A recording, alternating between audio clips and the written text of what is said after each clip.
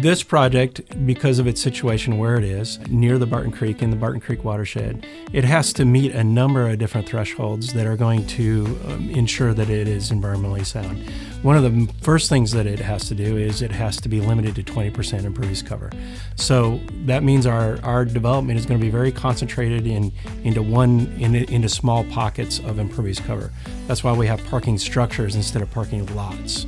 And so we're able to really concentrate those areas into smaller areas. And that makes water quality management easier, as a matter of fact, because I can collect the water off the top level of a parking structure and instead of a really large parking lot. So because it's 20% impervious cover, that means the majority of the site is going to have the ability to be what it is today. And so it's a way to be environmentally sound. But in addition to that, all of those impervious cover areas are going to be, the water runoff is going to be scrubbed, it's going to be cleaned, it's going to be re-irrigated onto the site, and it's not going to be allowed to discharge downstream and possibly pollute the downstream watersheds. Barton Creek is a real pristine water, and so it's sensitive to nutrient loads.